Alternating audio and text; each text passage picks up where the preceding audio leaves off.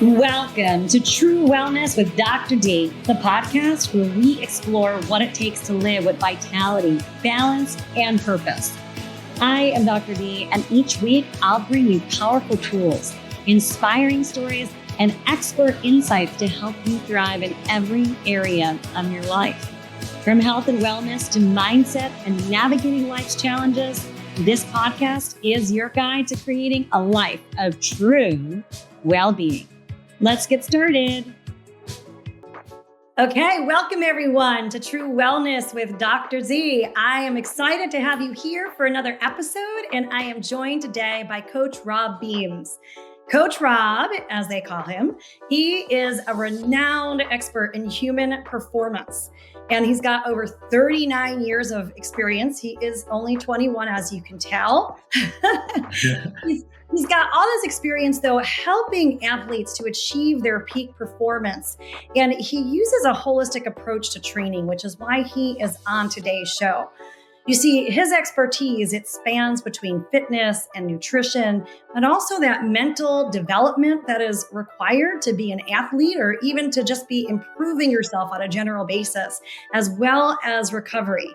But, if you're an athlete and you don't spend the time recovering, you're not going to be an athlete for very long. So this is important, whether you are a pro athlete or whether you are someone who is just beginning on that fitness and health journey. So Coach Robb, he is, passionate about teaching people about the why between what it is that he does and his training concepts, which, as you guys know, it is really important because when we understand why, we can actually go ahead and begin to make those changes, understanding what we're doing. Makes a big difference in our success rate. So Coach Robb, he provides his clients with knowledge and tools so that they train smart, they prevent injuries, and they experience that long-term success. He is also the founder of Complete Racing Solutions. So he works with world-class athletes, weekend warriors, and even just individuals overcoming their own physical challenges. So Coach Robb, I'm excited to have you joined here today. Thank you so much. I appreciate the time. I know you're extremely busy, and it's an honor to be on here with you. Yeah. So just for some background, my sons ride motocross, and, I have no idea about anything about motocross. My son desperately tries to have me learn, and I pick up little bits and pieces. But, about a year ago, we came to this point where I was watching my son physically struggle. And a lot of my clients are, menopausal women. They're looking to lose weight, not gain weight. And so I'm like, I need some help here. I really need some expert advice. And that's how I came across Coach Robb. And I'm really excited because his approach isn't like, some of the other trainers and coaches out there where it's all about the next fad or the next push or things like that. It's really about helping these boys and girls develop bodies that can operate at their peak performance. And so I'm excited because I want to talk all about that. Yeah, there's a lot of nuances to it for sure. And the one thing that I think is so fascinating is it doesn't matter if you are trying to lose some weight. It doesn't matter if you're trying to put on muscle weight. It doesn't matter if you consider yourself a weekend warrior or you get you're in a situation where you get paid to actually be an athlete. Yes. As long as you're breathing air, as long as you have warm blood, the physiology, the nutrition, it never deviates. I know you've got some special ops clients that you've worked with. I know you've worked with quite a few athletes yourself. Yes. And if you really think about it, there isn't a difference between anybody that's listening to this show, regardless of your background or what you're trying to achieve. Because I always tease, if I hold a pen up and I drop it, the law of gravity is going to guarantee it hits the ground. Now, you and I can disagree with it. We could try to argue with it, but the facts are when we release that pen, it's going to fall. And that's what I always say about nutrition and physiology. As you teased a little bit earlier, I've seen, if you look at strength training, I've seen super slow, I've seen super set, all the way up to and including high intensity interval training that we see today. I've seen zone, Atkins, South Beach. Like you said earlier, these fads that have come and gone. I was fortunate enough, I was at the Olympic Training Center as an athlete for the sport of triathlon. And what they used to always tell us, I was at Colorado Springs facility. And what they'd always say is, We didn't make the rules of nutrition. We didn't make the rules of physiology, but we have to respect both of them. Now, are there nuances on, obviously, you can get into things, food sensitivities. You could get into some people need more rest than others. And with a lot of the wearable devices that we have nowadays, a lot of the guesswork is being taken out. There's always that school of thought, like as when we were an athlete, when we at the Olympic Training Center, when we slept, we had EKG all over us. I mean, literally from our toes all the way to our head. They were monitoring respiration rate, skin temperature, and everything else out. Nowadays, we have them right on our watch. Yes. And like you were saying earlier, when it comes to recovery, on the work side, there's no new workouts, right? If you're looking for speed, you could do heart rate ladders, negative splits, intervals, whatever. It's the recovery side that people really weren't able to get their hands around because we did not have measurable devices unless they were in a medical clinic like yours, where they could literally be hooked up and evaluated, which is unrealistic for anybody who's listening. So I think that's some of the biggest advancements, but I joke with our staff all the time and all of our coaches, we have never deviated from what we do with nutrition. Now, do we use nutritional periodization? Sure. If you're in a preseason mode where you're maximizing strength, you're trying to drop some body fat, but you're trying to increase aerobic function, increase maximum strength, sure, we're going to bump up protein a little bit more. We get into pre-competitive and competitive season, doing more speed work, sure, we might move that percentage of carbs up to 50, 60, 70%. But the point is, we're not coming up with new foods. It's always going to be fruits, vegetables, lean protein, stabilizing blood sugar with, as you know, fruits and vegetables are low glycemic. Yes. We don't have to get into the argument of what if I'm eating a lot of meat, do I have to worry about the acidity, the pH, the alcohol? No. It always balances itself out. And I do have a demented sense of humor. I always like to say it this way: no matter what, somebody wants to come up and try to rebut what you're doing. So if you're eating fruits, vegetables, and lean protein, you'll have somebody that says, oh, you don't want to eat this because it has sugar in it. Well, if you're eating protein, that's going to negate or at least start to counterbalance your son's race moto. If you're running a 2-stroke motor, right? A little bit of gas to a little bit of oil mixture, what do you get? Too much oil, foul a plug, not enough oil, you seize the engine. So when somebody's worried about the idea that fruits have a certain amount of sugar in them, I always say, forget about the sugar content. If you're combining it with a protein, you're going to essentially create the right balance. What's more important is recognizing that if you strip a fruit, you strip a vegetable, you've just stripped a vitamin or a mineral. Vitamins and minerals are catalysts for energy, and we have an epidemic of people who are extremely exhausted. Well, when you start telling people to strip food groups out, now an assumption is we've already validated that you don't have a sensitivity to that food. Yes. If you eat gluten and you have extreme side effects, of course, gluten probably isn't going to work for you. But if you don't have those adverse side effects, there's nutritional value to gluten, which has gotten a bad rap. And we could go down everything from cholesterol to protein, fat, everything that's under the sun. But we always say the things that we did back early that we learned at the Olympic Training Center is really the backbone of what we do. The Olympic Training Center told me this once, and I never forgot about it. They don't get influenced by marketing dollars. They're there to get the very best out of a human being, and they're going to tell you the truth. I don't know if we'll have time to get through this or not, Dr. D, but when we were at the Olympic Training Center, this was back in 91. I was trying to make the Olympic team for the sport of triathlon. They were already testing fructose. But if you go and you look at fructose, right, they'll tell you it's poison, it'll kill everything and everybody. But yet if you look at the hepatic, right, that ability for that blood sugar or the sugar to be absorbed by the liver, which then drives our brain to its clarity, they were already testing fructose back then. Now, I don't know if you've noticed this or not, but the sports drink industry is now coming out with fructose. Yeah. So nothing new under the sun. It's like running shoes. You go from the super thick to the minimalist, to now we're back to super thick again. I don't know how what used to be smart is now dumb and what was dumb is now smart. So that leads us to where we're at right here. We've never deviated from our strategies. And we're very fortunate. We have the largest online coaching business in the motocross realm. We have 314 number one plates. At the amateur level, we have 4 AMA number one plates.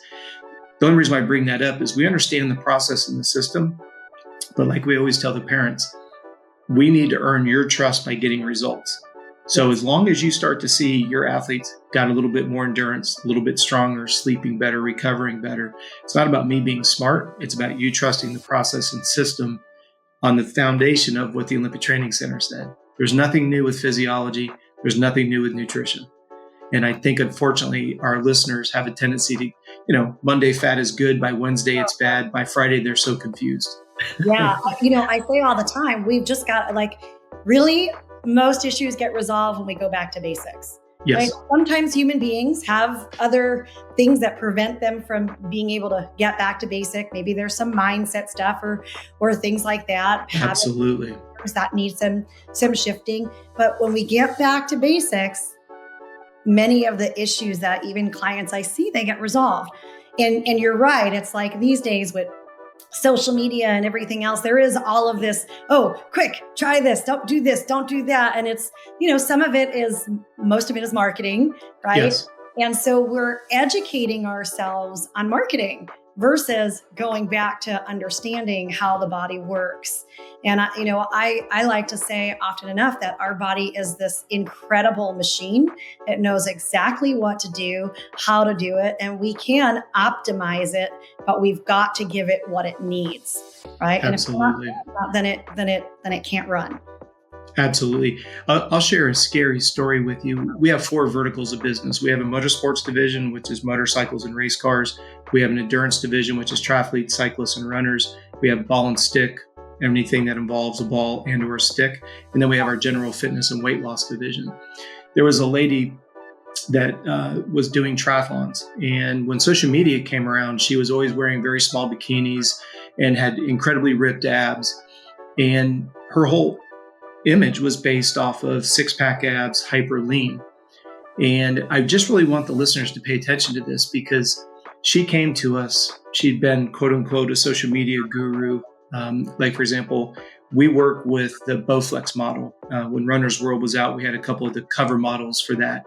We understand that for a short period of time, like working with Lance Armstrong, you get ready for the tour, you race for 3 weeks, but he'll be the first to tell you it's not healthy. It's just what you do to peak. Yes. It's not a sustainable lifestyle.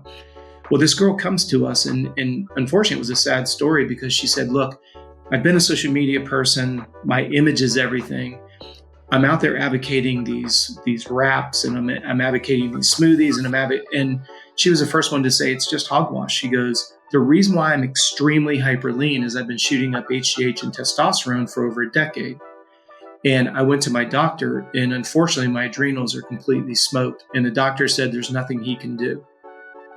So she comes to me and says, well, what can you do to help me? And I'm like, well, eat more fat, get more sleep, reduce the stress. And she's like, no, I can't do that. I have to have this certain look.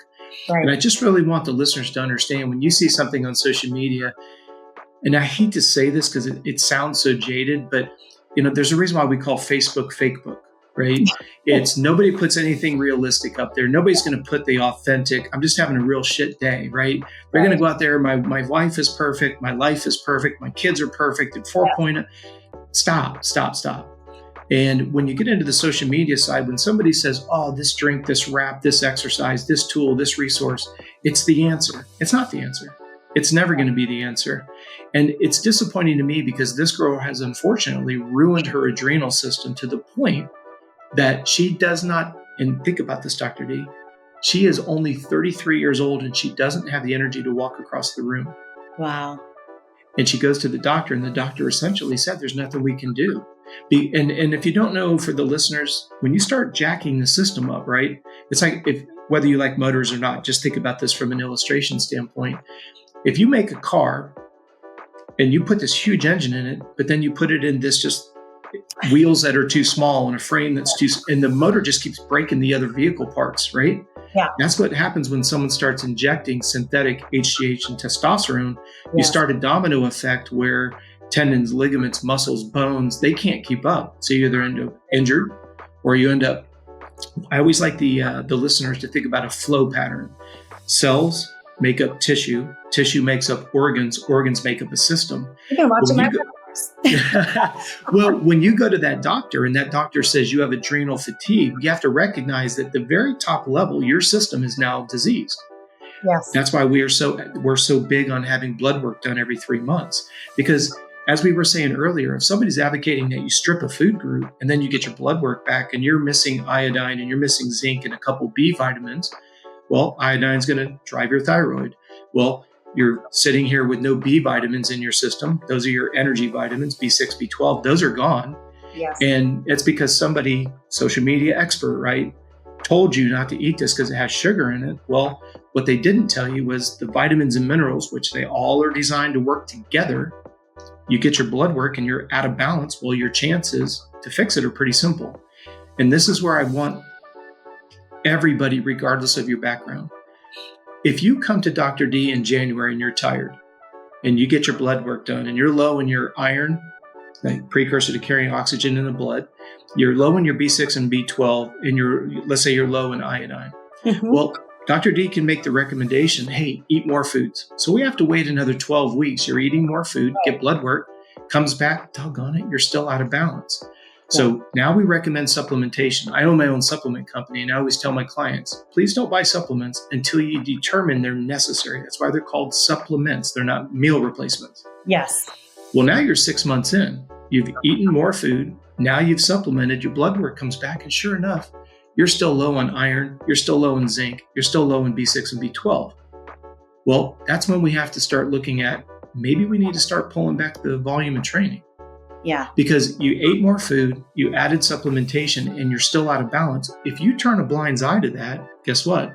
You're going to end up with Addison's disease, Epstein-Barr, chronic fatigue, Epstein. Now, all of a sudden, the system is diseased. Even though you've gotten all this blood work, you've kind of turned a blind eye to it because some social media guru says, don't eat bananas because it has too much sugar. Yeah. And you're just like, what? That's what's so staggering to me. And people will continue to stay down that path until, unfortunately, they come see you and you go, you've done too much. I'm not going to say it can't be repaired, but we've got an uphill battle. Yeah. Of which, and I always say this, all fatigue-related diseases are 100% avoidable. That's what makes me get so incredibly upset. Yes. We've got some so-called social media expert promoting and peddling some product, service, resource, whatever. It's hogwash. You know, it's always about balance. Always start with real food. Walk in your grocery store, shop the perimeter, get out. Yes. You've done 90% of the work. Yes. When you exercise, make sure that predominantly it's aerobic to reduce oxidative stress, reduce the production of free radicals. That's what makes us look prematurely aged. Yeah.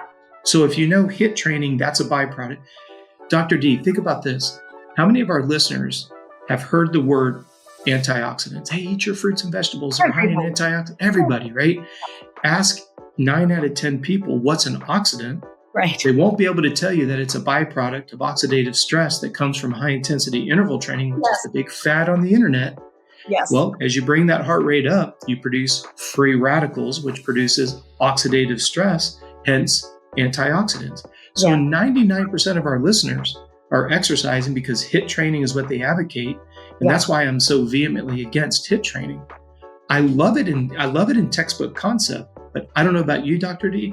I've never had one client present themselves that were rested, fed, and hydrated enough to take on HIIT training. Yeah. And then add on top of that, hey, don't eat fruits and vegetables because they have sugar in them. So you're not bringing in the antioxidant and you're producing high levels of oxidative stress. And we wonder why our listeners are exhausted and can't drop body fat. Yeah. Well, let's talk about that. I hear you. It is. We are in a fad society where it's whatever you just picked up, we consider knowledge, right? Yes. I'm learning, I'm doing research. Yep. Research is scrolling social media. That's not really research, right? No. Where that information is coming from, what's correct, what's not correct. And then people end up really confused and frustrated. But I want to talk about that weight loss piece because I think that there are some pretty basic causes to weight gain. What would you say is that number one cause for weight gain? Stress, 100%. And the crazy part about stress is I have a question that I always like to ask on a podcast. If you woke up independently wealthy tomorrow, what would you eat? What would you do? Who would you hang out with? And then compare that to yesterday. Because, and I ask this as sincerely as I can for the listeners, I would love you, while you're listening to this podcast, pause it for a moment and answer these 3 questions. What is a perfect relationship? What is your dream job? Yes. Because unfortunately, you don't realize you might have a rogue boss. If we took a blood sample, your cortisol levels are going to be through the roof because of stress. Yes. You're financially strapped. You go home, cortisol levels are going to go up. You're in a bad relationship at home, cortisol levels are going to go up. You don't eat good food that's processed or comes out, has a lot of simple sugars. It's all going to be perceived as stress. See, that's the crazy part that the body doesn't understand, is where the stress comes from. It just knows it's stressed. And I think that's the silent killer. I think that's the one that, I like to say this to my young parents all the time. When a female becomes pregnant, she goes on her best behavior. She eats really, really well. She exercises. She makes it a priority. She sleeps. Yeah. And then as soon as she has that baby, she goes through that train wreck known as birth, right? Tears the body to smithereens. Hormones are all over the place. Now she only eats when the baby lets her eat. She only sleeps when the baby lets her sleep. Totally. And it's so brutal. And then what ends up happening is now her partner, he wants to be amorous. That's the last thing that's on her mind, more stress. Now the baby's crying. Somebody maybe just got home from work. You know what sleep deprivation can do for people. But what I want the listeners to understand is sleep deprivation, stress. Eating erratically, stress. Baby crying, stress. Baby teething, stress. Partner demands, stress. Financial stress. You start packing these on. If we keep taking blood samples throughout the day, blood cortisol levels are through the roof, and therefore your fat magnet is at full tilt. Yeah. And then I've got a novel idea. Let's go exercise. So you go to the gym and you just pin the ears back and you go wide open. So you add more stress to an already stressed out system. Yes. And then none of us listening to this podcast have an abundance of time.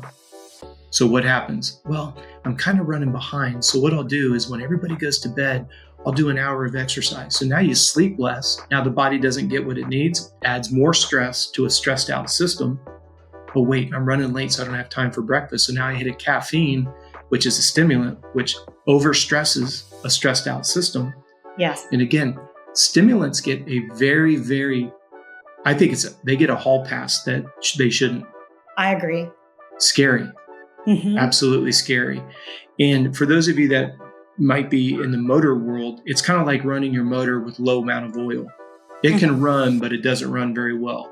Yes. So what it's doing is it's the excessive amount of stress that comes from the low oil. When you add a stimulant to an already exhausted body, and again, I say this 100% out of respect to all first responders, but why do they struggle with weight? Well, they're asleep when they should be awake. They're awake when they should be asleep. So now their circadian rhythm is goofed up. Yes. Stress level is going through the roof. They're living on nicotine and caffeine. It's literally a Molotov cocktail. And you look at somebody who goes into nursing or a doctor or a paramedic or a police officer and look at that freshman 15. It's a freshman 50. Yeah. And I only say that, again, for people who don't know me. I've been doing this for 39 years. I'm only sharing with you experience. It's not a judgment call.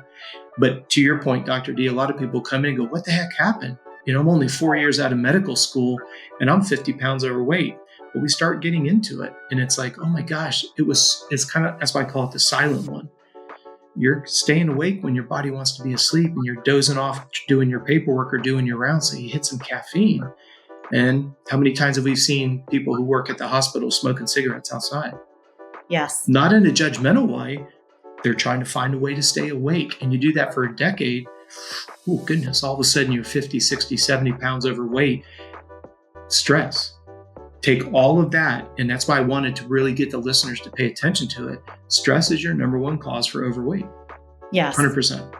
Yeah, it's true. And people don't even realize sometimes that that's what they're doing. Yes.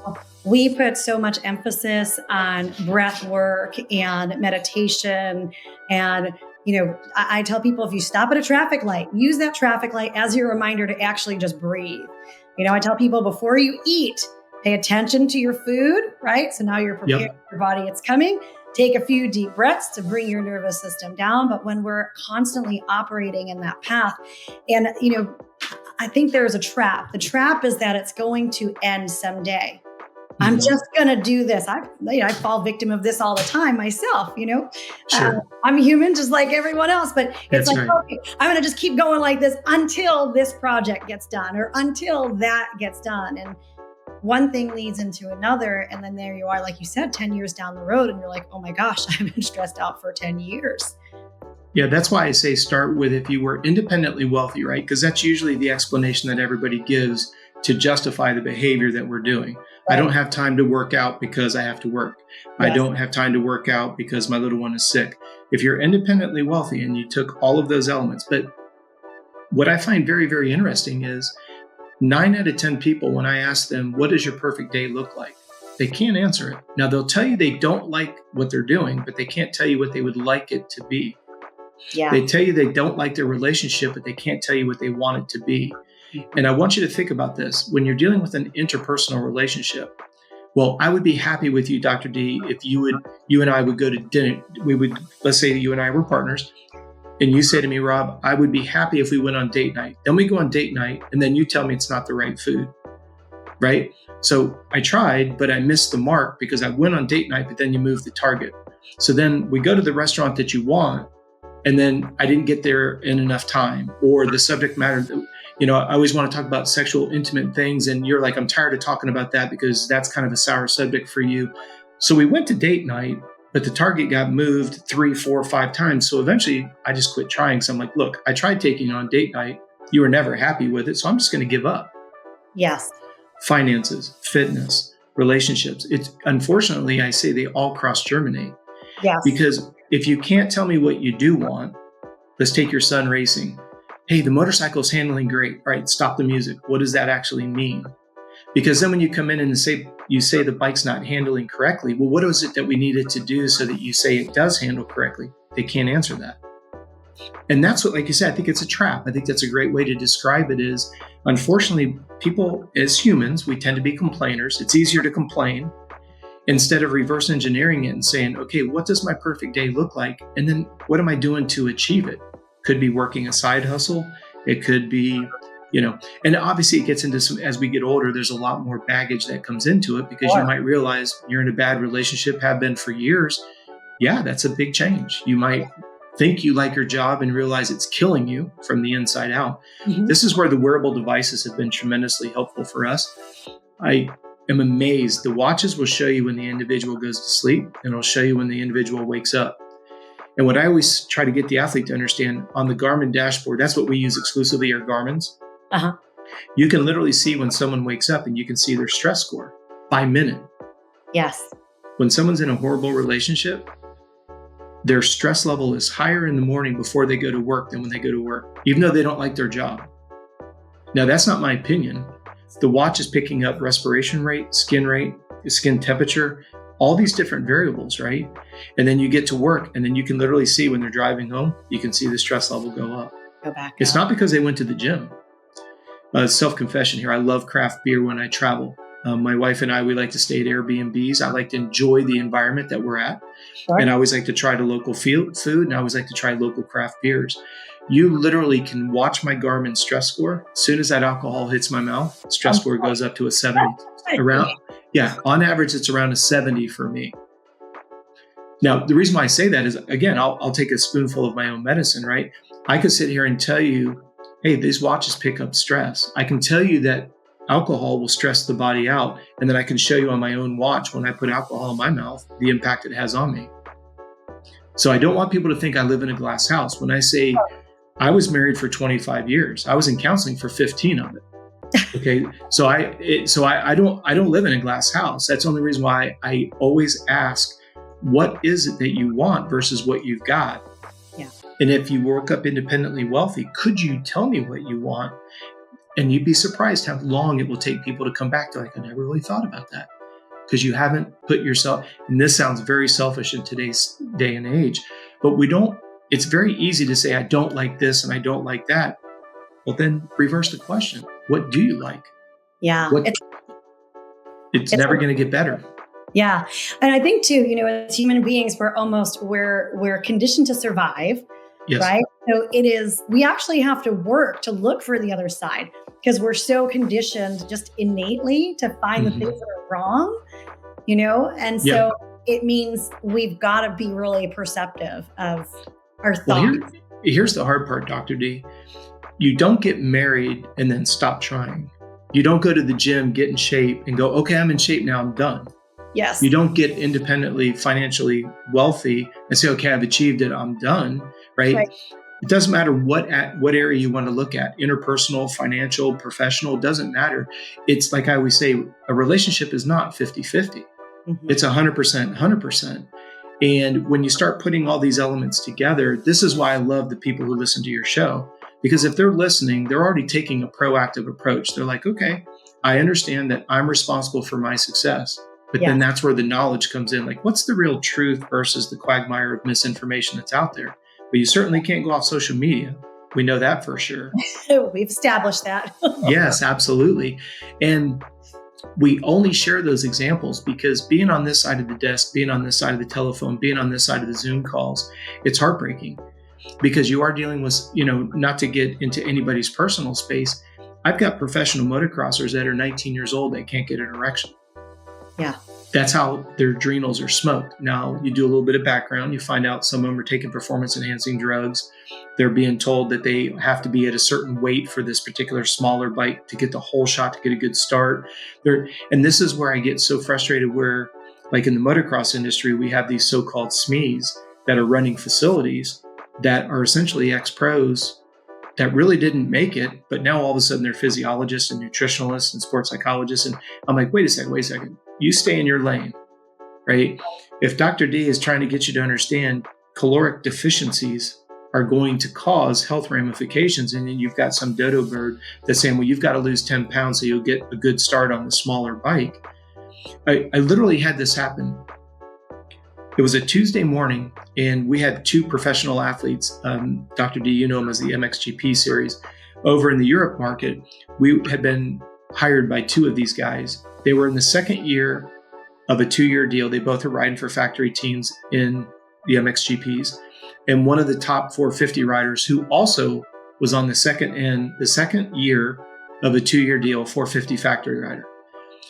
In that day, I had 3 conversations from pros who all 3 of them have adrenal fatigue. And I'm just doing some background. Hey, what happened? The majority of them is, I've got an ex-riding coach who was an ex-world champion, particularly in the MXGPs. They told me I could only eat 1,700 calories a day. Well, how many calories are you burning? Around 6,000 to 6,500 is their burn rate on test day. Okay, so they're being told they can't eat more than 1,700 calories. They're being told by an ex-professional motocross, not a nutritionalist, not a doctor. Somebody who raced pro is telling a young athlete 1,700 calories is all you're allowed to eat. And that's all they do. I mean, they're literally counting almonds, right? Wow. I then get a phone call from a young athlete who's here training at one of the facilities, and he's getting pressured by the owner of the facility that he needs to be on a 1,700 calorie diet. It's interesting. You can see the theme that the 1,700, somebody threw it out there that's the magic number. Duck. That's it. So now what ends up happening is I'm literally having a conversation with a dad and a young rider who's being told by the facility to eat 1,700 calories. And I'm trying to share with them, I just talked to 3 guys who are where you want to go, who have nothing but regrets because they did exactly what you're about to do. And that's the vicious cycle. That's the endless loop that has to be broken. Yeah. And that's why I do appreciate the opportunity to be on any and all podcasts, because if I can get in front of one young parent who goes, hey, wait a second, that doesn't make sense. If I'm stripping a food group, I'm now going to be void of that micronutrient. Well, those vitamins and minerals are catalysts for energy. No wonder why my son or daughter has no energy, because they're not eating the food. We've already validated they don't have food sensitivities. Yes. Wait a second, we got to pump the brakes now before it becomes a problem. Exactly. These 3 pros are about to lose $2 to $3 million a piece because their career is going to come to an end, not because of their capability, but because their adrenal system is smoked, which could have been avoided. Yeah. That's the crazy part, especially with the wearable device. It tells you what your active and your resting calories are. So when you come to me, Dr. D, how many calories should I take? Well, let's take a look at your burn rate. Right. You know, this whole idea, everybody's got these formulas. Yeah, back in the early 80s, that's all we did have. Well, we don't have that. Yeah, that's all we did have. cool, right? Yeah. Well, but for those of us that grew up in the 80s, we remember card catalogs and we remember the McNally map. Now everything is done for you. Can you imagine today's kids trying to go from Florida to Texas using a McNally map? You're trying to figure out where you're supposed to go and is it the right way? They're mad. So you start putting all that together and it's like, okay, and that's what I think is so wonderful about the human performance world. You want to know how many calories you should consume? Let the watch tell us how many you're burning. Try to stay within 100 of those. That way you don't put too much stress on the system. Yeah. And then, so that's the left side of the equation, nutrition. And then when we exercise, we go do a max heart rate assessment. And for somebody who may be a little bit overweight, we can do some mathematical calculations to come up with some heart rate zones to ensure that you're predominantly aerobic. Yes. Well, now you're leveraging stored body fat. The lower the heart rate, the more stored body fat you use. The higher the heart rate, the more stored sugar. Well, you came to us saying you want to lose body fat, then why are you going guts to the wall? And I will sit and have an adult conversation with anybody. I don't want to get into the discussion on net calories. It's hogwash. Right. Always answer the question, where are your calories sourcing from? Stored fat or stored sugar? What is your goal? Then adjust the intensity accordingly. I will argue this all day long because what I find is interesting is it goes back to how we opened our conversation up today. Mm-hmm. When I was at the Olympic Training Center, I'm sitting here under the tutelage of some German cycling coaches. I'm under the tutelage of a French swim coach. I'm under the tutelage of an American running coach. If I were to argue with them that I'm going to lose weight by doing high intensity interval training, I would have gotten kicked off the team immediately. Because you think about the Tour de France, right? Those guys go out and do 5-6 hour rides at a heart rate of 115 to 120 for 6 hours. As pre-season to get their strength to weight ratios up to melt body. What are they doing? They're melting body fat through low intensity training for long periods of time. Mm-hmm. But now people are like, oh, well, if you lift heavy, you're going to produce more testosterone. I get it in a textbook, but our listeners are exhausted. They don't need more oxidative stress. They don't need to stress the system. What they need is lower the heart rate, leverage more body fat, win. Maximize aerobic capacity, leverage stored body fat, and reduce stress on the system. Win. Yeah. Eat fruits, vegetables, and lean protein every couple hours. Stay within 100 calories, maybe 100 below. You'll burn a little bit of fat. When you exercise, you'll burn a little bit of fat. Mm-hmm. When you satisfy hunger through protein and fat, you sleep better. You release the recovery hormones, HGH and testosterone, wake up with more energy. It's literally that simple. Yeah. It's when you start getting into the complexities of, oh, but what about this? And what about that? And that's when Dr. D has to come in and put the gauntlet down and say, no, stop. I'll tell you how many, we have clients who come in all the time and it's number one, I'm working out 2 hours a day. And the first thing is well, you're exhausted. You're exhausted. Yep. You think about, I've worked with some special forces guys and some, Ironman athletes and such. And they're like, I'm really tired. I'm like, well, when's the last time you actually gave yourself a chance to, when's the last time your body rested? Exactly. You're not replenishing any of those stores. It reminds me of the David Goggins story, where he pushes himself the entire time and then he ends up with Addison's, right? So his adrenal is completely shot. But that was predictable the whole way through his journey. But that's where we're supposed to be the smartest species on earth. And you've got a gentleman who told you what his story was. And then people emulate the same story and surprise they will end up in the same spot. Yeah.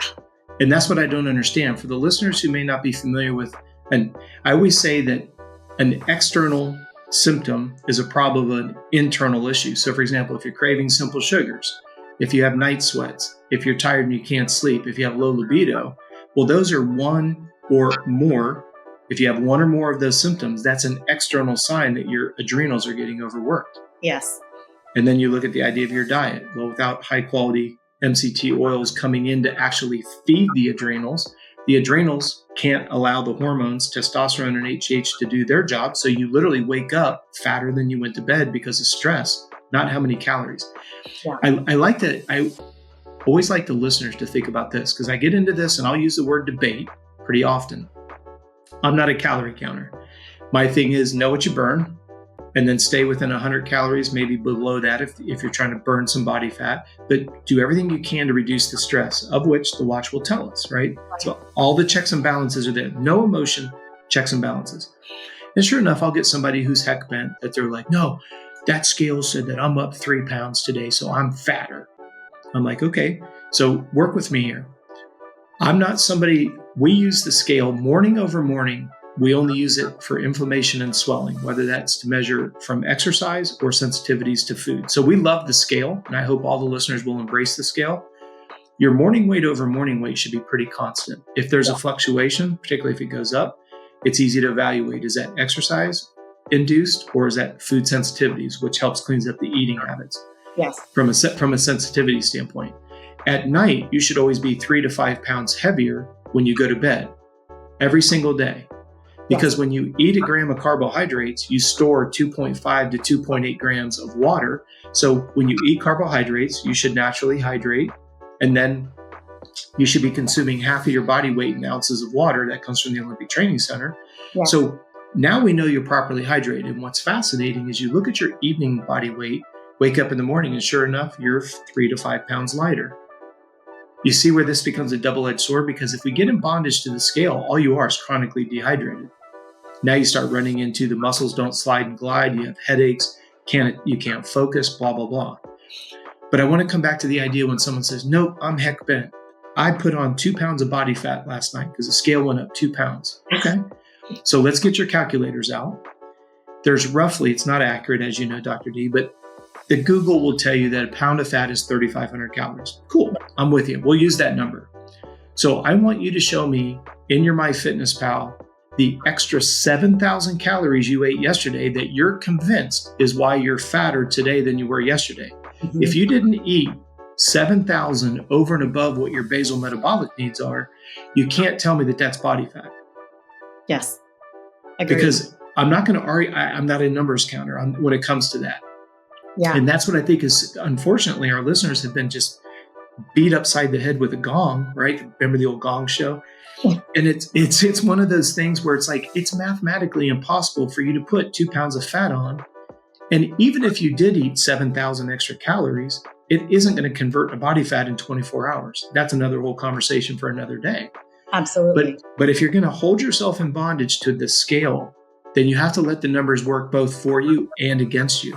If you didn't eat 7,000 extra, that's not body fat. So what is it? It's got to be water. It's all water. Yeah. Yep. They want to look at. And that's why I always say to them, if you're eating fruits and vegetables, you should be up 3 to 5 pounds heavier every night because of the vitamins and the minerals and the water content. Yes. The water content, now you're pre-hydrating yourself. So should you decide to get up in the morning and work out, and now what you're doing is getting a day ahead of everything. So if you're going to work out Tuesday morning, you want to go to bed Monday night, 3 to 5 pounds heavier. You're going to wake up because you lose a lot of water through respiration and other bodily functions.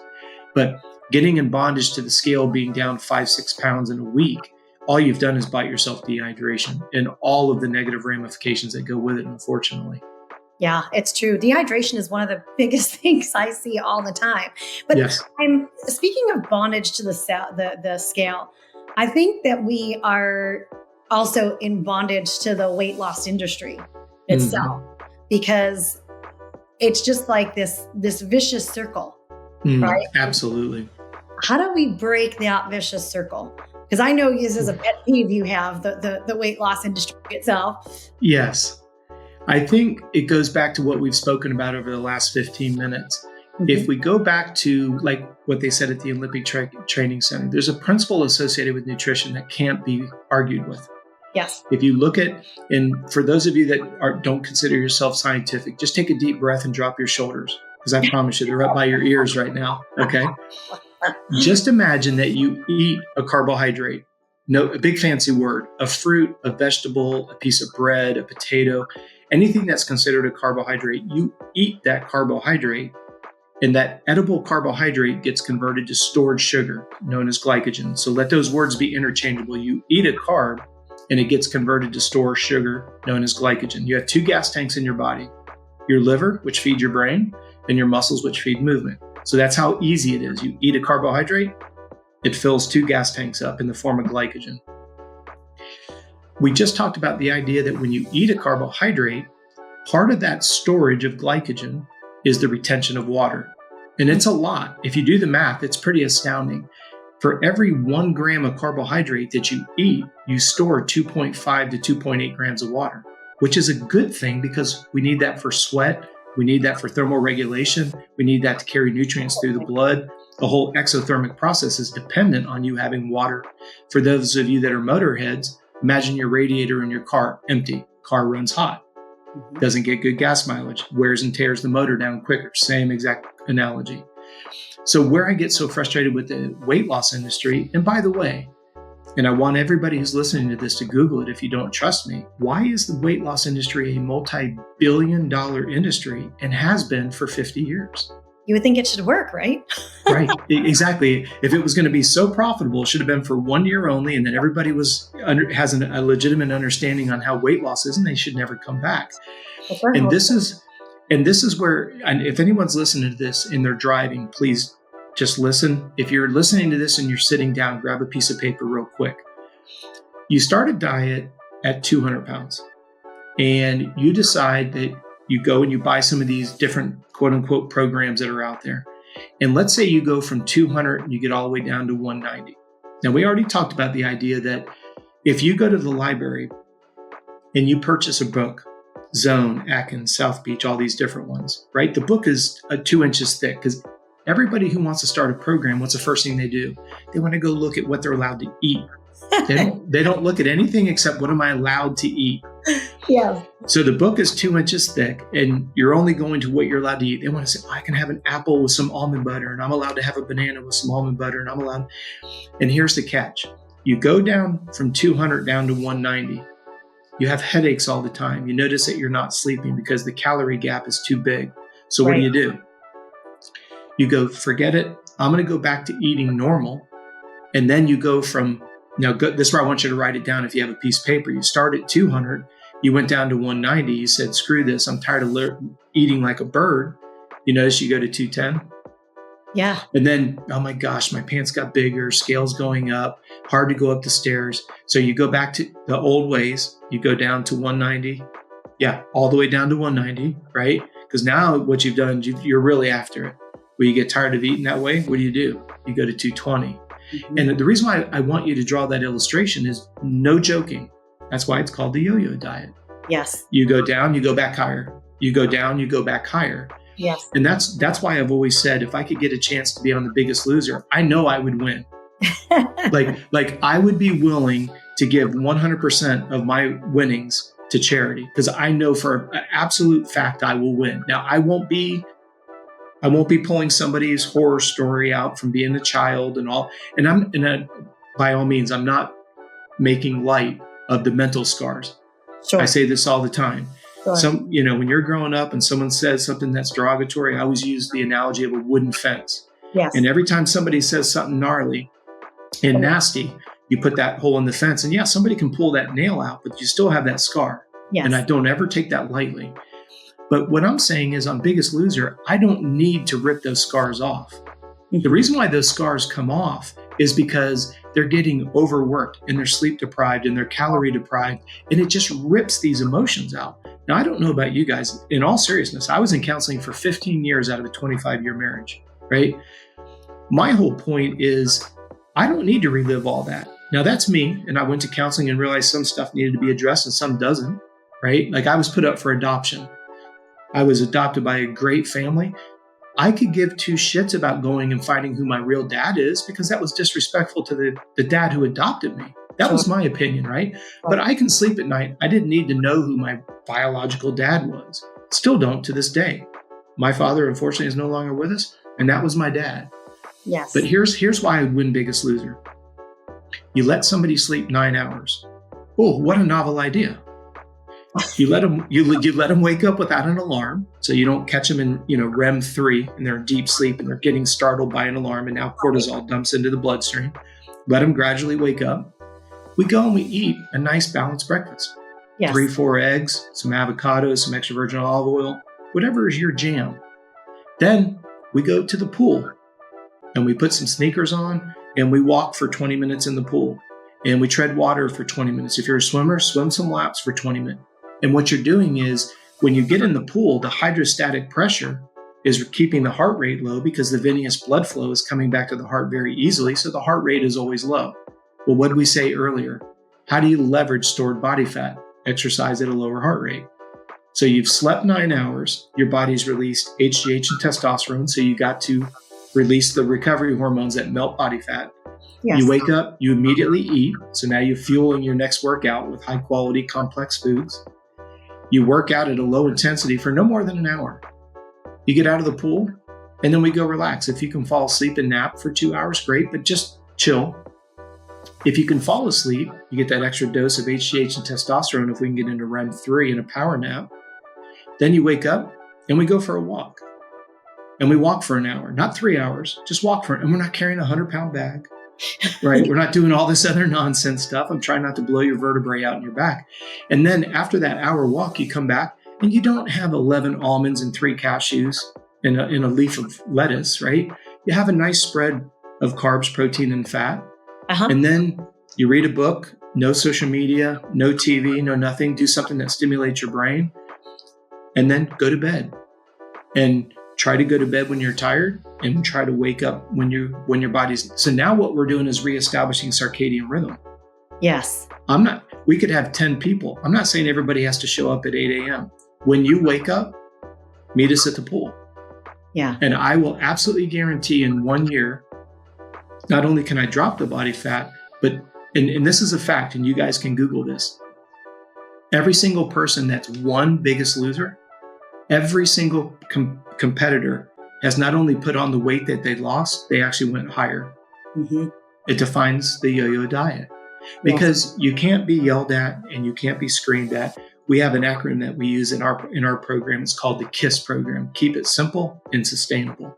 Yes. When I said KISS, unfortunately, most of your listeners, first thing they thought was keep it simple, stupid. Right? That's what we were taught growing up, wasn't it? It's exactly what you said earlier. We're programmed in a certain way where we're like, oh, we have to use exercise for punishment for bad behavior associated with food. Yeah. Remember you were saying earlier, how do we break this vicious cycle? Yeah. You got to break the guilt punishment thing. Yes. Agreed.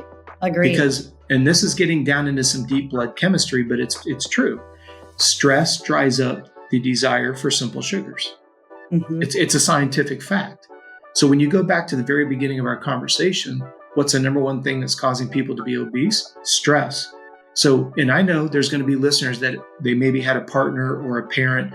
Oh, you're just orally fixated. You can never, your portion control is uncontrollable. Right. Dude, you're stressing me out so bad, I'm going to eat that entire bag of potato chips.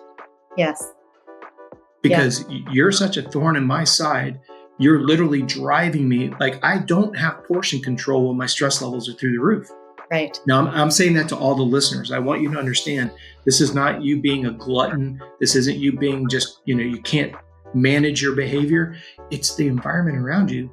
Now, again, we live in a world that everybody plays a victim, but I don't think anyone listening to your show is going to buy into that. They're like, no, I'm going to take responsibility. But go back to what the Olympic Training Center said. You can't argue with the principles of nutrition and you can't argue with the principles of physiology. But once we understand them and you start to work within the box, body fat drops, muscle mass goes up, sleeping goes up, stress goes down. And people are like, oh my goodness. I loved what you said earlier, Dr. D. Can you imagine actually not being tired? What a novelty. Yeah. What a novelty. That should be the norm, even though it isn't the norm. Like, where did we get stuck? Now think about how vicious this is. We've gotten ourselves programmed that we're supposed to be miserable all the time. We're supposed to hate our jobs, hate our partners, be financially strapped, hate exercise, hate everybody around us. And then we wonder why we're fat and we wonder why we're impatient and all joking aside, just all I always say is reverse engineer it. Right. Just reverse engineer it. Right. So you've got to start with the sleep. So what I always do with my clients, we get into more of the time management is we can't manage time. We can only manage ourselves. So if we block out, because you already know what time you have to start your day tomorrow. So very simple. Go back 8 hours from there and tuck yourself in bed by 9:30 because you know you've got to be out the door. Yeah. No matter what. And people say, oh no, I can't do it. Okay, well, right there's the problem. And I say that very, very respectfully, right? You came to me and said that you're very frustrated with your body weight. I get it. I'm with you 100%. So what I'm going to ask you to do is show me where you're going to get 9 hours of sleep, at a minimum 8. I can't do it. I'm like, cool. We already found the problem. When you get that figured out, we can move on to step number 2. Yeah. And because I always tell people, like, I don't do long-term contracts. I do month to month on purpose, because I know I might not be everybody's cup of tea. I'm very structured. I'm very accountable. But I'm telling you, you need 8 hours of sleep. As soon as you tell me you can't give me 8 hours, that's cool. We're done. Right. Not because I'm like snubbing my nose at you. I just want you to know that that's the number one source to fix your frustrations, not me. I don't have a dog in this fight. Right. The idea is you've got to have 8 hours of sleep to release enough testosterone and HGH. Those are the hormones that melt body fat away. That's what rejuvenates the body. If you're somebody trying to build more muscle, sleep more. Now, of course, you got to feed it with amino acids, but you understand, well, maybe I shouldn't make that assumption. Protein and fat are the only 2 macronutrients that are going to satisfy hunger. So when you go to bed, and again, I get a lot of pushback on this, but I can show you so much evidence. When you put protein and fat in your diet an hour before bed, assuming that you don't have any GI distress when you try to go to bed, if you can put protein and fat into your system before you go to bed, you're going to be just like an infant, and the protein and fat will bridge hunger for 8 to 9 hours. So now you bridge 9 hours, the body gets the high quality fats and oils. Now the body is releasing the hormones. The quality of the sleep goes up. Now you wake up with more energy to find a new job, correct your relationship issues, get out of debt, start wanting to exercise. Notice I use the word want to exercise. Yes. Please break the guilt punishment. I feel guilty because I ate this food. I'm going to punish myself with exercise. Stop. Yes. We see that all the time. Absolutely. And both of us would recognize that a lot of people eat out of stress. And that's where we're getting into the second vicious circle. You have the first one, and that is too much stress. And then the second one is we've got to get to that idea that you've got to break patterns. Right. Then so all we've done in the first initial step is find 9 hours, at least 8, preferably 9. I'm not saying don't have ice cream. I'm not saying don't have birthday cake. I'm not saying enjoy seasonal foods. But the idea here is when you start looking at food from a functional standpoint, okay, great. Now you're eating fruits, vegetables, and lean protein, and you're doing it every couple hours so your blood sugar levels are stabilized. Now you have the mental clarity to deal with the rogue boss, find a new job, deal with your relationship issues, come up with a plan to get out of debt. And then when you start seeing, because this is where momentum comes in, right? Yes. Now we start seeing incremental, but all we did was start with food and sleep. Notice I haven't even talked about exercise yet, because everyone's like, I got to go exercise. I'm like, you don't have time to exercise. You're adding too much stress. So the third thing that we do is we block out we block out sleep, number 1, we block out food. But when we block out food, we have to block out when you're going to buy it, when are you going to cook it, when are you going to pack it, and when are you going to consume it? Yes. This is a really, really gross science experiment. So I hope your listeners won't hate me after I ask them to do this. Next time you go to a restaurant, watch the table beside you eat. Number 1, they'll never take the utensil out of their hand. So what they're doing is they shovel it. They might bite and chew on it. My average that I've seen is 3. Yeah. Now, I'm not saying you have to turn it into baby mush, but when you understand that you start to absorb nutrients in the mouth. So what I always say is put the fork in your mouth, put the fork down and actually chew your food, which means no TV, no phone, adult conversation, talk to your children, right? Because what you're doing is you're starting that digestion here. And then you start the whole process of, okay, I'm not putting huge clumps of food in my belly. I don't need an antacid to try to help me digest food because I just simply chewed my food. Yes. This is another pet peeve of mine. For all the listeners right now, if you invited me to your house, if I walked in your kitchen, I should see nothing but food related. If you walk me into your bedroom, that bedroom should be nothing about rejuvenation, rest, sleep. Yeah. I shouldn't see a checkbook. I shouldn't see a treadmill. I shouldn't. Exactly. And I want you to think about this. This gets into deep psychology, but it's been proven over and over again. When your brain walks in a room, it's not sure what it wants you to do. So if I walk into my gym and then I see a computer, my brain's like, am I doing computer work or am I here to work out? If Right. I'm in the kitchen and there's a TV, am I getting caught up on the news or am I making food and actually consuming food? When I walk in your bedroom, if I see a treadmill, am I working out or am I going to bed? If I see a textbook, now I do have some clients that live in upstate New York and their whole apartment is 800 square feet. But I know it sounds silly, but like we tuck the stretch cords behind something. So when you get ready to go to bed, you only see the bed. When you sit down to eat, you only eat. And then what we do is we say, okay, you've got to go to work. So you block out your food, you block out your sleep, you go to school or work or both. What's left in a day? Mm-hmm. Now, what I find always interesting is on all of our iPhones, we have the ability to go in and look at how much screen time you've been on. And I would encourage everybody to do it because I'll get somebody that says, I don't have 30 minutes in a day. Oh, I will bet you $1 million I can find 30 minutes in your day. It's called social media. Now, I have had some sarcastic, in a fun kind of way. I've had people say, well, I only use it when I'm on the restroom. Okay, fair enough. You win. But outside of the time that you're in the restroom on social media, like you were saying, I loved what you said earlier. When you're at a red light, don't grab your phone. Just focus on breathing. Get focused. Learn how to diaphragmatically breathe. A lot of people don't realize when you're under a lot of stress, you're breathing very shallow. That's why when you see somebody yawning, that's the body invoking the need for oxygen. Yes. Well, when you catch yourself yawning, you're probably hunched over, crunching the diaphragm, stressed out, shallow breathing, particularly for athletes. When you see them getting ready to go on the starting grid and somebody's yawning, that just shows you how nervous they are. I always use that as a whipping tool because I want my athletes to realize they're freaking out, right? They're starting. How do you know they're panicking? Because they're yawning. Now you put all that together. You go to work, you chew your food, you try to deal with your boss the best you can, or you're making alternative arrangements when you get home. You're sleeping and you're eating. Now, whatever time you have left, I've literally had somebody who said, I had 9 minutes on Tuesday. Cool. You get out of your car, you walk 4.5 minutes down the road, you come back 4.5 minutes. 9 minutes is what you gave me. 9 minutes we used it. And they go, that's nonsense. I'm like, look, let's just round that up to 10 minutes. If you do that 6 days in a week, you just walk for an hour in the course of a week. It adds up. It does. It adds up. But what you've got to do is put on your walking shoes before you leave the office. When you pull up into your driveway, let your family know that you're just going to walk 5 minutes down the road, literally 5 minutes. You don't have to run. Just enjoy. Get some vitamin D. Get some sunlight on you. Walk 5 minutes down, walk 5 minutes back, and then go inside. No one's going to go crazy in 10 minutes. Yes. Do that 6 days a week. You've got an hour. Look at your food. You're eating fruits, vegetables, and lean protein. But notice how we did it backwards. Notice that the walk was last. Mm-hmm. The walk is last because you're dealing with work. You're nailing it. You're owning it. You're controlling stress at work.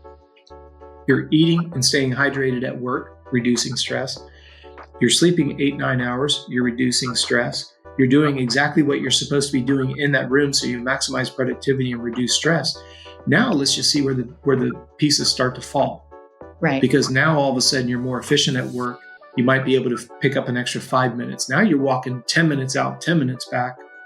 Now we just got 2 hours and 6. And notice I always say 6 because I think the body needs 1 day of complete relaxation. Yes. And I get sick. You would love this, Dr. D. If I were to have you be on this side of the phone, I get more pushback in the off season in the 1 day of rest per week than I get any other pushback. Wow. And on the day of and the 1 day of rest, I ask people, I go, so what is, I always call it your currency, right? Because we'll have people who are listening to this who have a young child, and that child's currency is M&Ms. Then you'll have someone who, they might have a 12 or a 13-year-old that's into sports and it's a baseball bat or a glove or a football. And then it turns into a cell phone, then it turns into a set of keys, and then our currency just changes. But the idea here is when you start adding all these elements up, right? What ends up happening is you start getting all of the pieces and parts that start to flow the right direction. And then the momentum starts to take over. Yes. And that's why it's so incredibly important is you've got to start with sleep. Then you've got to piggyback that with food. Then you unfortunately have to go to school and or work and then work with what you've got left. And as soon as we start putting all those elements together, that's why I say to my coaches, and it is a little bit of a foul language, is, forget motivation, just focus on discipline. Yeah. Forget motivation. If you wait for motivation, it blows like the wind. motivation will never come. Hate to say that. You'll tell yourself, you'll try to convince yourself, screw motivation, focus on getting disciplined. And you got to remember, and this is again goes against today's society, you've got to be selfish. Because if you don't get 9 hours sleep, no one's going to get it for you. Yeah, we have a lot because we leave ourselves out of the equation, unfortunately. Yes. And the other thing that I think is really important about what you're saying is, you're talking about establishing very basic habits and then being consistent with those habits. And the reason why it works so well and the reason why it's sustainable is because it's not that quick fix, like you said, because then you're back to yo-yoing, whether it's your weight, whether it's your life, whether it's your energy, your stamina, or what have you. So the sustainability piece, the making those small changes over time and being consistent with them, I think is important. It's huge. And I don't want to sound like I'm being snide in any way, but I don't know why people think they go to school and feel dumb. I don't know why people go to the gym and feel weak. I don't know why people go to the bank and feel broke. That's where everybody starts. Nobody goes to school smart, but you go to school to become smart. You don't wake up wealthy for the most part. You work your butt off, and you have to understand what living from paycheck to paycheck feels like before you're even going to appreciate when you do have a little bit of money in savings. You're never, nobody walks up to the gym and is strong. You go to the gym, you become stronger. And that's something that I always say to my coaches. And I say to them every single day, go fail. And the first time I say it to my young coaches, they get really offended because they see themselves as not being failures, right? They want to be the very best. And I'm like, no, go fail. And I get the same look in the, deer in the headlights look. And they go, what do you mean? I go, fear is on the other side of what you don't know. And when you find that, because what happens is, you find what you don't know, you solve it, you now become more knowledgeable, you just elevated your game. That's right. Like take your son racing motocross. You don't know what that tire can hold when you're going into a corner, leaning it over until you push the front end and you go, okay, that's too far. You get up, you go a little bit less than that, and then you're able to butter the corner. And we do that with strength. We do that with relationships, finances, and everything else. If you don't know anything about finances, that's why you're in the situation you're in. Acknowledge it. Or you have a motocross kid. Yeah, exactly. But that's the problem that we run into. And this is not to get on a political soapbox about public school system, but it's not about teaching kids to fail. It's like you have to stay in this little box. So the word failure has a negative connotation, but failure is that next level. And I want anybody, whether you consider yourself an athlete or not, I'll tell you what, we'll keep it on academia instead. If you make it to 12th grade in high school, and literally they gave you a first grade math sheet of paper, you're like, well, this is simple. Well, that's the whole illustration summed up in one. Right. You only know it because you were taught it and you used it and used it and used it and used it. So that linear education, you might be in algebra, trig, whatever you're in, right? But if you went back to your 1 + 1, 9 + 9, you would kind of scoff at that. And using your son as an example, I always say, if I take your son and I'm like, hey, look, I'm going to give you this little pill and we're going to be able to downsize you. And you can go all the way down to the 65 class. And I'm going to take you to Loretta's. By the way, that's our national championship for people who don't do moto. I guarantee your son would be confident going down to the 65 class. He doesn't care who's on the gate. If he takes all of his experience and he goes to 65, he is super confident. And I say, okay, now I'm going to give you this pill and you're going to line up with the pros this weekend. Oh, no, I can't do that. Well, what happened? Your confidence was there and now it evaporated. And that's what I always say to my coaches and all of our clients. Confidence could disappear like that because it's about perception. And that's why if we always embrace fear, the fear of failure, right around the fear of failure is the next level of knowledge, which elevates the game. That's why we do testing with our clients every 6 weeks. I want you to say that again and say it slow because that was a really important sentence. Which right around the corner. Right around the corner. So when you get right to the edge of fear, what you recognize is fear is the end of your knowledge and the beginning of your next level of knowledge. And that next level of knowledge is where you elevate your game to that next output and capability. That's why I sincerely believe there's no end to human performance. Yes. And that's why we test our athletes every 6 weeks, because you've got to think about this. If Dr. D goes through our first round of assessments, and then she does the same round of assessment 6 weeks from now, and then she does it again in 6 weeks, and let's just say that the numbers improve by 10% from round 1 to 2, from round 2 to 3. You and I can have an adult conversation and say, are you a little fitter? The answer, of course, would be yes. My second question would be, are you a little bit more familiar? Because it's the same round of assessments, phase 1, 2, and 3, identical. Okay. So my question to you, this is where we get into the psychological side. Were your numbers better because you were fitter? Yes. Were your numbers better because you were more familiar and you knew what to expect? Yes, for sure. Yeah. Well, then I get to phase number 3 and I get to really hold your feet to the fire. Did you put up a bigger number because you're fitter? Were you more familiar? Or did you have a different strategy? The first time you did it, you didn't know what to expect. You went out, you blew yourself up, you're on struggle bus. Second one, you kind of thought by number 3, you have a strategy. Well, phase 1, you had to face failure in the unknown. You got a little bit smarter as well as a little bit fitter. Now, we always say we put it in 4 pillars. You have to be prepared, fed, rested, hydrated. You have to be fit, strength, endurance, lactate tolerance. Then number 3 is you have to have a strategy. There's an inverse relationship. So if it's very fast, you can only do that for a long period of time. So for example, Usain Bolt, the fastest man for 100 meters, is not going to go win the marathon tomorrow because he's the fastest for 100 meters. No. It's the inverse relationship, right? So my point is your son goes out, he blows himself up in the first 2 laps of a 10-lap race like Loretta's. Is that a fitness issue? No, that was a strategical error. He raced at an intensity that was longer than he could sustain for the length of the race. That doesn't make you stupid. That's where familiarity and education comes in. That's why you've got to know what your boundaries are. And we have all kinds of science tools that we use. We have a formulation and a process that we use where people most of the time either train too easy or they train way too fast. So what ends up happening is you have failure on both ends of it. And you say, but Rob, isn't failure good? No, that's called lack of implementing a strategy. Let me give you an example, Dr. D. You say to me that you're an elite runner and you can run a 5K at a 6-minute pace. Well, when you and I go to the track to work on your speed, I'm not asking you to run a 4-minute mile. Mm-hmm. I'm asking you to run a 5:50 pace, which is just a smidge faster than your current race pace. And we might do a half-mile repeat, but at a 5:50 pace. And we might do 2 of them.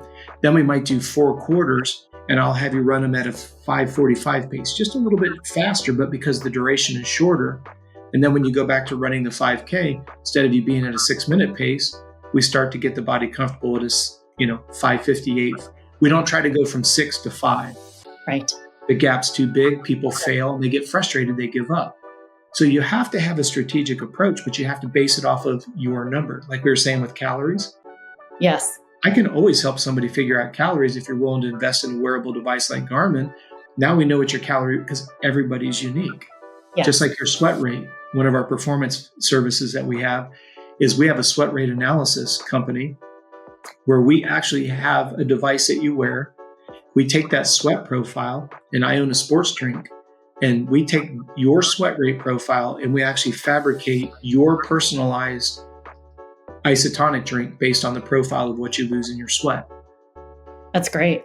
We do the same thing with blood lactate. We do the same thing with core body temperature. So all these performance services are just simply individual. That's all we're trying to do is find out what constitutes you as an individual that wants to be an athlete.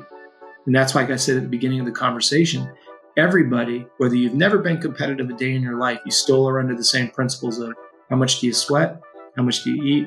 How much do you sleep? Yes. That's really what it boils down to. Remember I said at the beginning of pillar number 1, you got to be fed, rested, and hydrated. You see how it comes full circle? All the way back to where it all started. Yeah, it is. That's why I so enjoy it. Yeah. Okay, I have one last question for you. Okay. I always ask all of our guests, I always want everyone to have some actionable things. So if you could just sum it up, what are 3 actionable things that our listeners can begin to engage with right now to really move the dial? I would start first and foremost, do everything you can to adjust your schedule. Try to get 8. Like I said, 9 would be ideal. Even if you're somebody who thinks you don't need it, I promise you your body will appreciate it. The more time you give the body to recover, rebuild muscle, because you got to think about it. We want from the inside bones to be denser, muscles to be stronger, tendons and ligaments, which are key anchors for movement.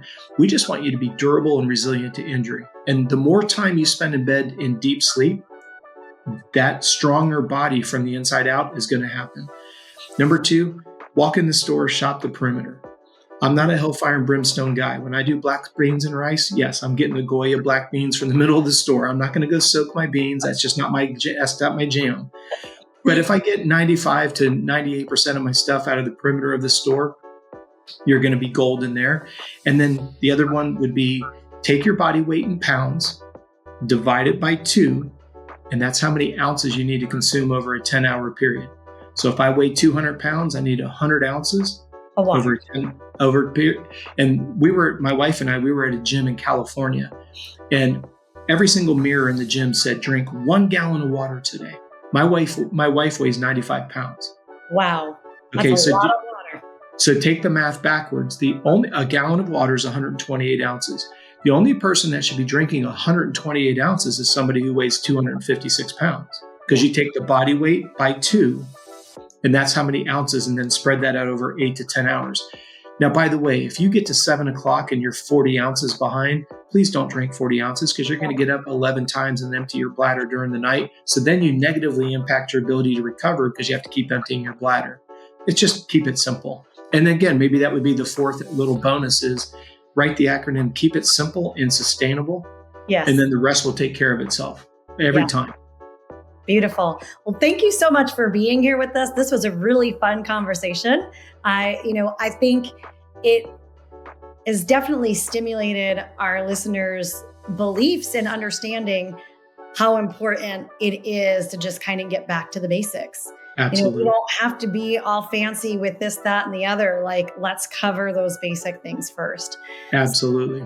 I appreciate your time. Oh, thank you so much. And for all the listeners, keep up the good work. Find that point of failure, embrace it, and use the word failure as replace it with new knowledge. Don't be afraid of it. Like I said, nobody goes to the gym strong, nobody goes to the bank rich, and nobody goes to school smart, but we all become that. It's just a matter of being willing to learn and just rephrasing the way that people describe failure. So just enjoy the journey. That's what it's all about. Absolutely. And Coach Robb, where can they follow you, find out more about you? Where can they do that?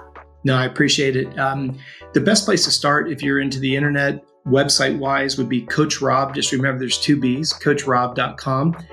If you're on Facebook, it's Robb Beams. And then on YouTube, we have all kinds of videos on, like you said earlier, strength, flexibility. I do concept videos like, should I use ice or heat when I hit the ground? And that on YouTube is Coach Robb, again with 2 B's, Coach Robb Beams. And then on Instagram, it's at Coach Robb Beams, all one word together. So I would love to answer any questions that you guys have. I think the world of Dr. D, and anything that we can collectively do for you, please lean in on us.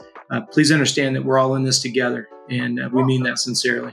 Yeah, I love that. Thank you so much. And I want to clarify, just for those who are listening, it's Beam, B-E-A-M, like Michael. That's what you got, and the S at the end. Yeah, I always say like high beams on a car. There you go. There you go. Awesome. Thank you so much. All right, everyone. Thank you for joining us for this episode of True Wellness with Dr. D. I look forward to seeing you all next week. This is Dr. D, reminding you to tune into your body, reconnect with what matters, and embrace the journey to true wellness. If you enjoyed today's episode, be sure to subscribe, leave a review, and share it with someone who's ready to redefine their health. Let's keep redefining wellness and empowering change together. See you next Thursday for the next episode drop.